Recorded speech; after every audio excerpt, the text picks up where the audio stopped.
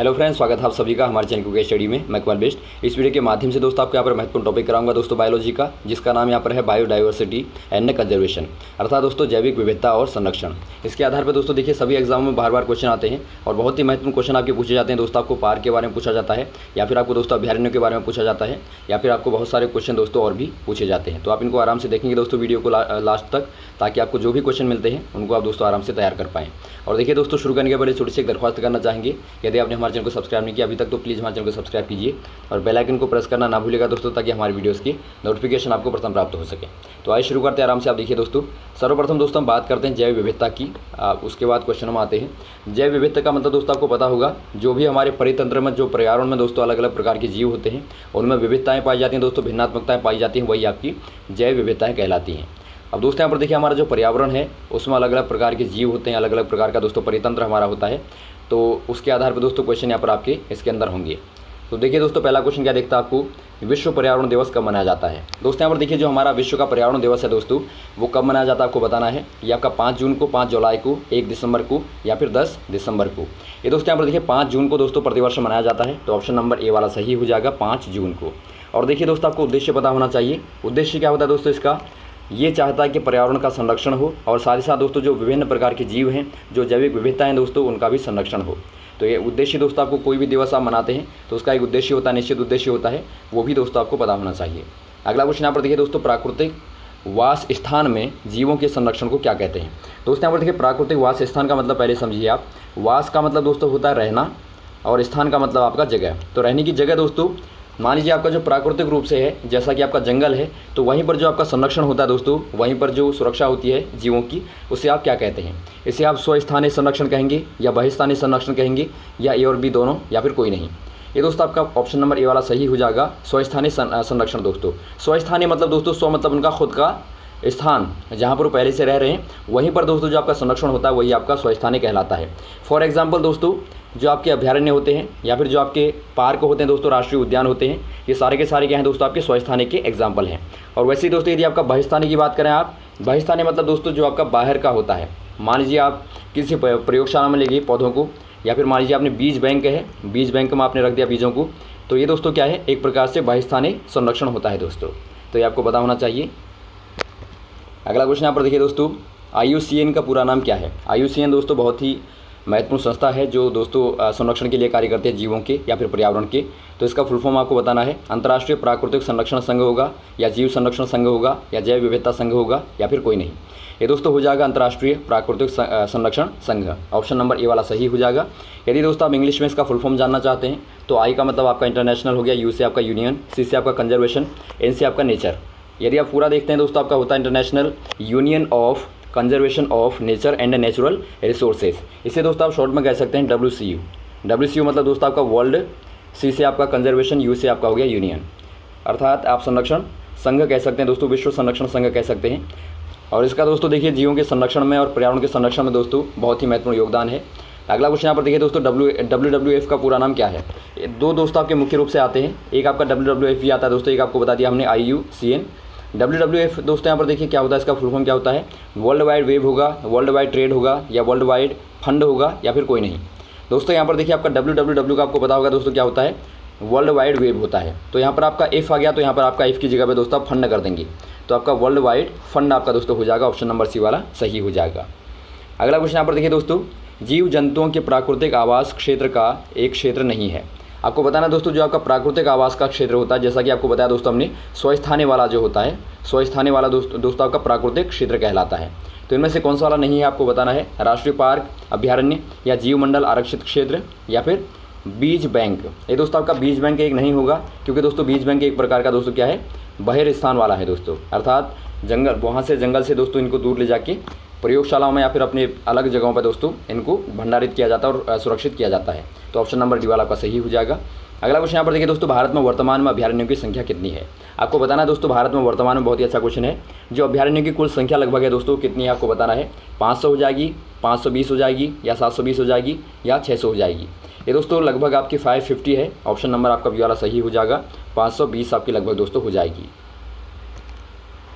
अगला क्वेश्चन यहाँ पर देखिए दोस्तों, उत्तर प्रदेश का राज्य पक्षी है, आपको बताना है उत्तर प्रदेश का दोस्तों राज्य पक्षी का नाम क्या है। मोर होगा, कबूतर होगा, सारस होगा, गौरैया होगा। ये दोस्तों सारस हो जाएगा, ऑप्शन नंबर सी वाला सही हो जाएगा। सभी राज्यों के दोस्तों अपने अपने पक्षी हैं, आपको पता होना चाहिए। तो यहाँ पर आपका उत्तर प्रदेश का दोस्तों सारस हो जाएगा। यदि आपका देश का आता है दोस्तों, राष्ट्रीय आता है, तो हो जाएगा आपका मोर। अगला क्वेश्चन यहाँ पर देखिए दोस्तों, निम्न में से कौन सा स्तनन संकटग्रस्त नहीं है। स्तनन मतलब दोस्तों आपका स्तनधारी जीव।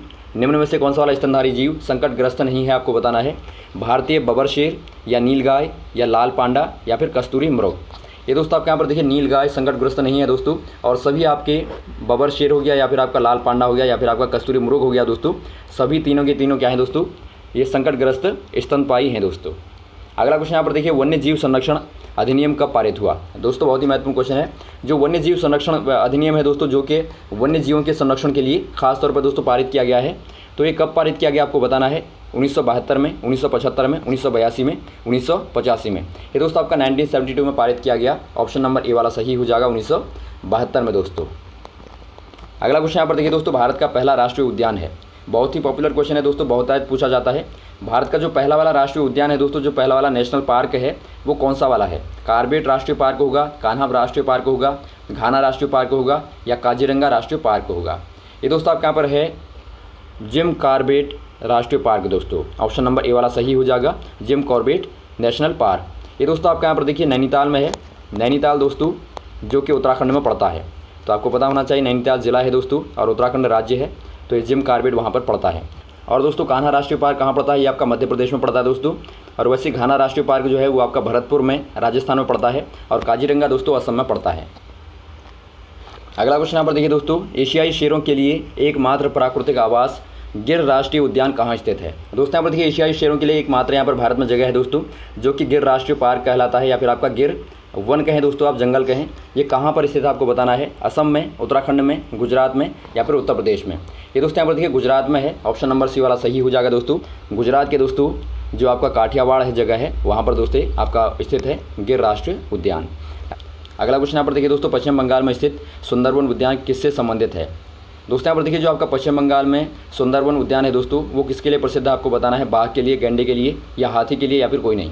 ये दोस्तों यहाँ पर देखिए बाघ के लिए प्रसिद्ध है दोस्तों। ऑप्शन नंबर ए वाला सही हो जाएगा, बाघ के लिए। और गैंडे के लिए क्या है दोस्तों, आपका बार बार आता है ये भी आपका, ये दोस्तों आपका काजीरंगा है। काजीरंगा जो कि कहाँ पर है दोस्तों, असम में है। अगला क्वेश्चन यहाँ पर देखिए दोस्तों, बाघ परियोजना के संबंध में कौन सा पार्क नहीं है। दोस्तों यहाँ पर देखिए जो बाघ परियोजना है दोस्तों, आपको पहले पता होना चाहिए, जो आपका प्रोजेक्ट टाइगर था दोस्तों।